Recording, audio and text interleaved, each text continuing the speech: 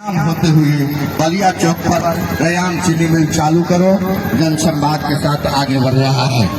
इस पद यात्रा के नेतृत्व भाकपा माले विधायक दल के नेता जुटान में शामिल हो, एकजुट हो और बिहार में न्याय के संघर्ष को तेज करे। हम लोग एक संवाद सभा रैयाम के बंद पड़े मिल के कैंपस के बगल में हुआ। ये रैयाम चीनी मिल इस इलाके का बहुत पुराना मिल रहा है। ये दरभंगा महाराज के समय के ही अंतिम दौर में मिल यहाँ बना था। सकरी चीनी मिल बनी थी, लोहर चीनी मिल बना था, लेकिन एक एक करके सारा चीनी मिल बंद हो गया।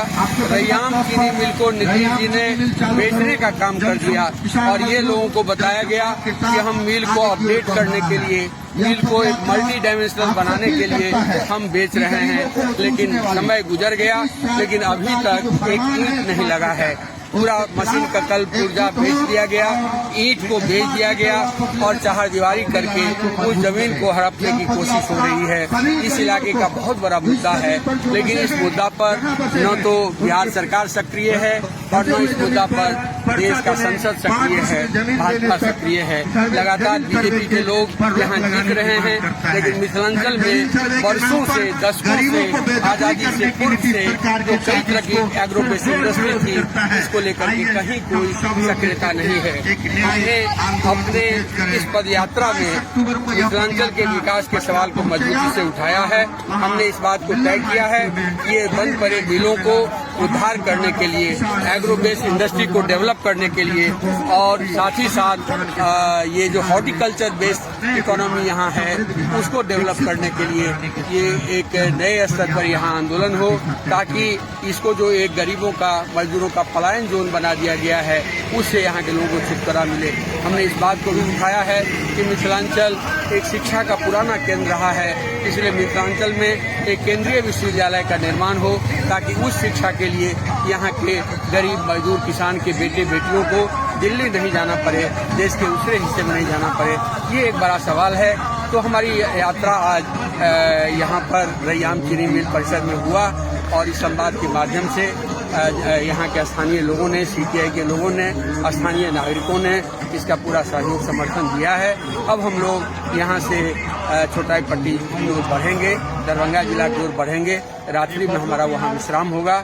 उसके बाद फिर दरभंगा जिला के विभिन्न अंचलों से गुजरते हुए 20 तारीख को मिथिला विकास एक विराट सम्मेलन पोलो मैदान में होगा, जहाँ से हम लोग एक संपूर्णता में ये पदयात्रा के मुद्दों को सामने लाएंगे और मिथिलांचल के विकास का जो मुद्दा है उसको हम सामने लाएंगे। हमने अपने इस यात्रा के क्रम में मिथिलांचल में दाही और रौदी दोनों सवाल को मजबूती से उठाया है। बाढ़ सुखाड़ का जो सवाल है, ये सवाल दिल्ली तक नहीं पहुंच पा रही है और पटना तक नहीं पहुंच पा रही है।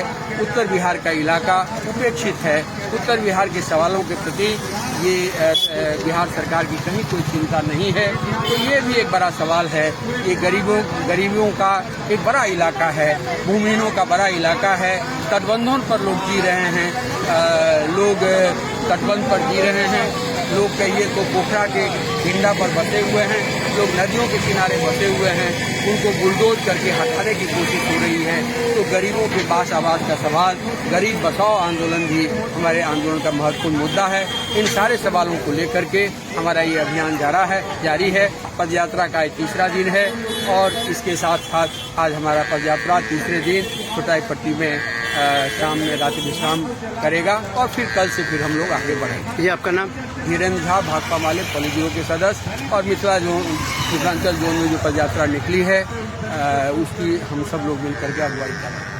यहाँ से रैयाम जाएंगे, रैयाम से लोआम होते हुए, तारसराय मोटिया होते हुए, हिंगोली होते हुए, गौसा होते हुए दोनार पहुंचेंगे और दोनार से 20 तारीख को दरभंगा में मिथिला विकास विराट सम्मेलन होगा। हमारी राजनीति जनता की राजनीति है, जन सरोकार की राजनीति है, जन मुद्दे की राजनीति है और इन्हीं सवालों को हम आगे बढ़ाना चाहते हैं। वंचितों के विकास को मुख्य धारा में लाना चाहते हैं। वंचितों का विकास नहीं होगा दलित गरीब मजदूरों का विकास नहीं होगा तो बिहार का विकास नहीं होगा।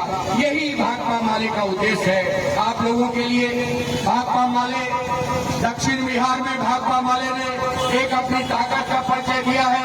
संपूर्ण दक्षिण बिहार में भाजपा के कमल साथ को, भाजपा के रथ को लोकसभा के चुनाव में हमने रोक दिया है और 7 सीटों पर वहां इंडिया अलायंस जीता।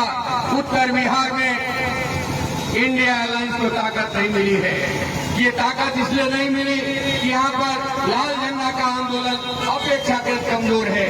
हम मिथिलांचल के इलाके में भोगेन झा की उस विरासत को, चतुरान मिश्रा की उस विरासत को, तेजैन झा की उस विरासत को, बैजनाथ यादव की उस विरासत को, राजकुमार पूर्वे की उस विरासत को, संतू महतो की उस विरासत को हम फिर से जिंदा करके भाकपा माले के लाल झंडा को मिथिलांचल में फैलाना चाहते हैं। और ये लाल झंडा मजबूत होगा तभी गरीबों की आवाज मजबूत होगी, तभी दलितों की आवाज मजबूत होगी, तभी मजदूरों की आवाज मजबूत होगी, तभी छोटे मोटे दुकानदारों की आवाज मजबूत होगी।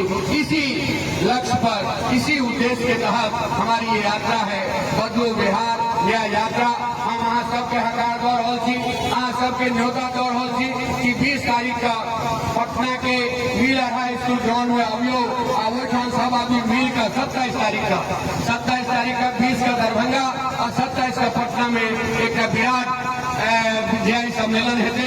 कोई न्याय सम्मेलन में बिहार के एजेंडा के लोग एक बड़का बात हेते, एक बड़का घोषणा हेते। भाकपा माले के राष्ट्रीय महासचिव दीपांकर भट्टाचार्य जो संपूर्ण देश को वामपंथी आंदोलन को एक नई दिशा दे रहे हैं, गरीबों को एक नई आवाज दे रहे हैं, मजदूरों को नई आवाज दे रहे हैं। वो खुद कहिए 16 तारीख से